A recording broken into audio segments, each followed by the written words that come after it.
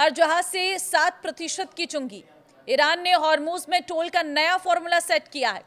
नमस्कार, मैं हूं आपके साथ ममता तिवारी और आप देख रहे हैं न्यूज़ 18 का डिजिटल प्लेटफॉर्म। दुनिया के सबसे अहम समुद्री रास्तों में शामिल हॉर्मुज एक बार फिर चर्चा में है। ईरान की ओर से यहां से गुजरने वाले जहाजों पर शुल्क लगाने की योजना ने वैश्विक व्यापार और ऊर्जा बाजार में हलचल पैदा कर दी है। रिपोर्ट्स के मुताबिक ईरान ने जहाजों से गुजरने वाले माल की कीमत के आधार पर करीब 5 से 7% तक फीस लेने का प्रस्ताव रखा है। इसे कई जगहों पर हॉर्मुज टोल के तौर पर भी देखा जा सकता है। हॉर्मुज दुनिया के सबसे रणनीतिक समुद्री रास्तों में से एक है, क्योंकि यहां से बड़ी मात्रा में कच्चा तेल और गैस की सप्लाई गुजरती है। ऐसे में अगर जहाजों पर अतिरिक्त शुल्क लगाया जाता है तो इसका असर सिर्फ समुद्री कंपनियों तक सीमित नहीं रहेगा, बल्कि तेल की कीमतें, परिवहन खर्च और कई देशों की अर्थव्यवस्था पर भी भारी पड़ सकता है।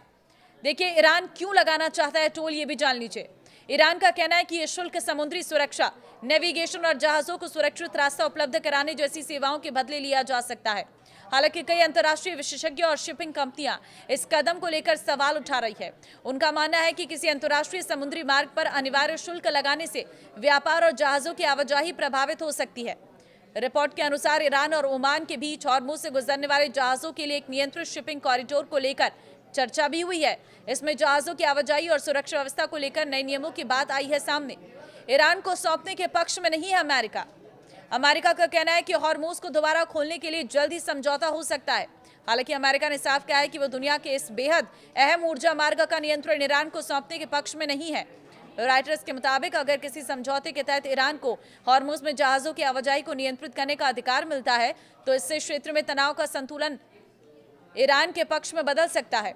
इससे पहले, युद्ध से पहले हॉर्मुज सभी देशों के जहाजों के लिए खुला था और वहां से गुजरने पर किसी तरह का शुल्क नहीं लिया जाता था।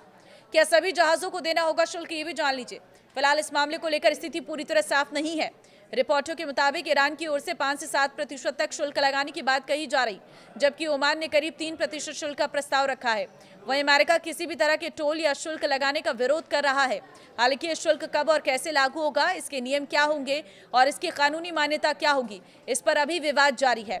शिपिंग कंपनियों का कहना है कि अगर ऐसा होता है तो ये अंतर्राष्ट्रीय समुद्री व्यापार के नियमों के लिए बड़ी चुनौती बन सकता है।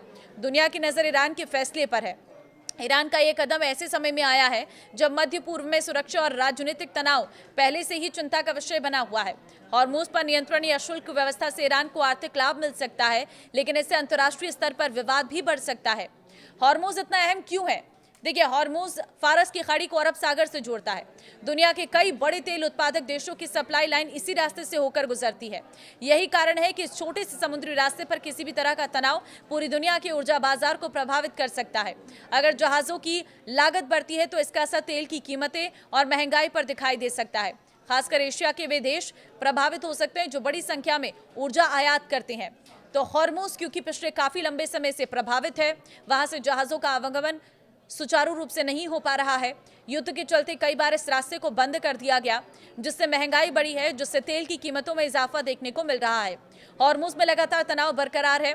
अभी तक किसी तरह का कोई समाधान नहीं हुआ है। अगर ये ईरान अपनी तरफ कंट्रोल में रखता है हॉर्मुज को, तो कहीं ना कहीं अमेरिका इस पर गुस्सा जाहिर कर सकता है और वो कभी नहीं चाहता है कि ईरान के हिस्से में हॉर्मुज की पूरी पावर आ जाए, क्योंकि अगर हॉर्मुज की पूरी पावर ईरान के हिस्से में आ जाती है तो ईरान इसका गलत भी इस्तेमाल कर सकता है, ऐसा अमेरिका का कहना है। फिलहाल ट्रंप तो इस पूरे पक्ष में नहीं है, लेकिन देखना ये होगा कि ईरान किस तरह से ये टैक्स वसूली करता है, क्या नियम बनाता है, किन देशों से टैक्स लिया जाता है और उसके बाद शिपिंग कंपनियों को कितना भार का सामना करना पड़ता है। लेकिन ये ज़रूर है कि ईरान कुछ ना कुछ नया करने वाला है। ये बातचीत जो अभी एक टेबल पर चल रही है, ये मैदान पर फिर एक बार जंग का रूप ले सकती है। ये पूरा अपडेट है। इस वीडियो को शेयर कर दीजिए। नमस्कार।